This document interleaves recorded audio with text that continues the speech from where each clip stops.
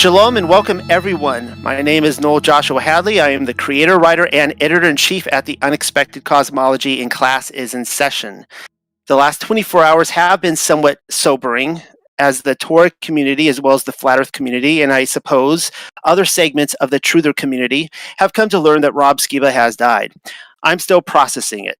He entered the hospital several weeks ago with symptoms of pneumonia, was put down on a ventilator, and as we have seen time and again throughout this pandemic, was either never revived or never fully recovered. Much can be said about the circumstances surrounding his death. It is, in fact, dutiful for seekers of the truth not to treat truth itself as something fragile or weak and needing nursed at the breast whenever grief makes itself known. At present, however, I want to recognize and honor the man and his service to the Most High Yahuah. For most of you, Rob Skiba needs no introduction. I couldn't even begin to express how meaningful Skiba is to so many of us. I probably needn't even have to.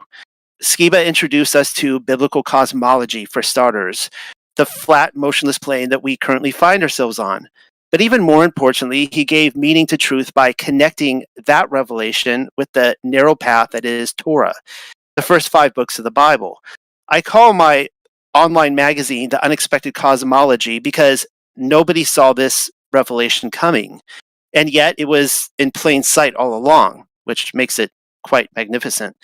What the Unexpected Cosmology ultimately did is it connected us back to our Creator, Yahuah, the Most High and Elohim of Israel, and revealed to us that his testimony regarding his instructions in righteous living is just as trustworthy and true as the heaven and earth which give witness to it.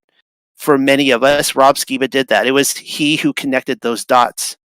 I don't know that I can ever call our relationship a friendship per se in the true sense of the word, as we often picture friends in our day-to-day lives, and that's okay. It was more of a working relationship, one of mutual respect, but which was often frustrated. One thing, however, that is certain, Rob Skiba was generous with his time. If I asked him for an interview or simply a phone conversation to discuss issues that had arisen, he made certain to give me a ring. When we disagreed feverishly over the epistles of Paul, most recently, Skiba was more than willing to speak with me privately on the phone. He was supportive of me and my mission. More than anything, his concern was always for my soul, that I never make any decision which might lead to my denying Yahusha Messiah. That tells me where his heart was. In the opening few weeks of 2019, I joyfully surrendered to the truth of Torah as something applicable to my spiritual walk. After all, heaven and earth attest to that fact. I've talked about this often, that it was Rob Skiba who took the phone call.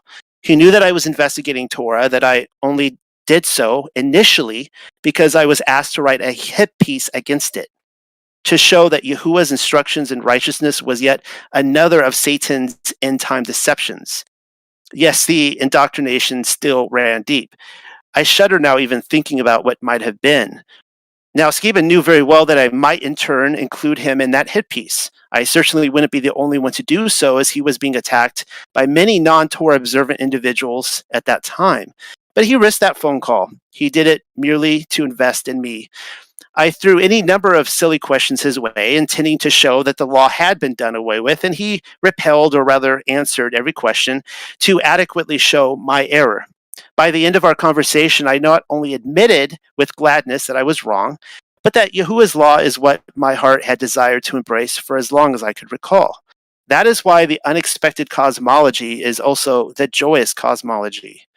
That's what Rob Skiba means to me. He was the only person in the Torah community, aside from Adam Fink at Parable of the Vineyard, who actually thought my understanding of the Most High, as well as the health of my soul, was worth their time. So I am eternally grateful to Rob for that.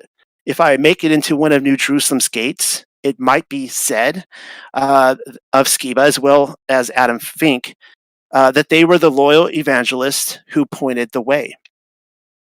Skiba's active advocacy for Scripture and defense of Yahusha is to be commended. We can rest assured, knowing his testimony, that he is at rest now with Messiah. I also believe that he is an example for all of us in that, though he died far too young, his labors will far outlive him. There's some irony that probably needs pointed out. Skiba died on